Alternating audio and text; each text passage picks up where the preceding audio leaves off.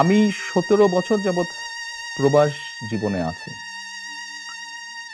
আহ 111-এর তথাকথিত 111 সরকারের সময় যেই শারীরিক নির্যাতন আমার উপরে হয়েছিল, তারপরে চিকিৎসার জন্য আমি এই দেশে আসি। আমি যখন এখানে আসি, আমার ভাইকে আমি রেখে এসেছিলাম, ছোট ভাইকে।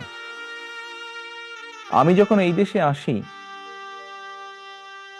আমার সুস্থ মাকে আমি রেখে এসেছিলাম। একটি ঘর রেখে এসেছিলাম, যেই ঘরে আমি এবং আমার ছোট ভাই বড় হয়েছি, যেই ঘরে আমার বাবার স্মৃতি ছিল, যেই ঘরে আমাদের দুই ভাইয়ের সন্তানরা জন্মগ্রহণ করেছিল, যেই ঘরে আমার মায়ের বহু স্মৃতি ছিল, সেই স্মৃতিগুলোকে ভেঙে চুরে ধুলায় মিশিয়ে দেওয়া হয়েছে। যে ভাইকে আমি রেখে এসেছিলাম, সেই ভাই এখন আর নেই।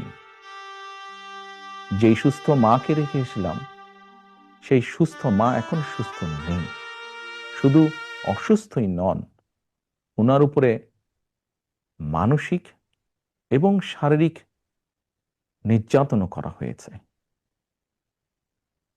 আমি আমার পরিবারের যেই কাহিনী আপনাদের সামনে তুলে ধরলাম, এটিকে আপনারা কাহিনী বলুন বা সংগ্রাম বলুন, যেটাই বলুন না কেন, এটি শুধু আমার কাহিনী না বা আমার পরিবারের কাহিনী না।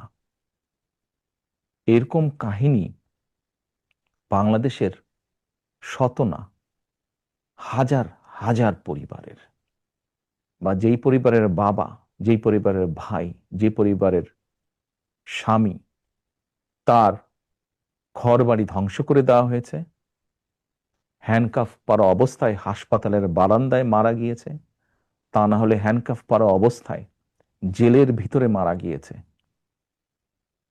সহায় সম্পত্তি ধ্বংস করে দেওয়া হয়েছে।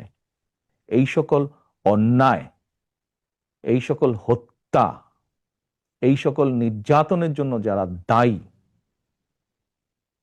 যারা এসবের হুকুম দিয়েছে, তাদের প্রত্যেকের বিচার হতে হবে। এটি প্রতিশোধের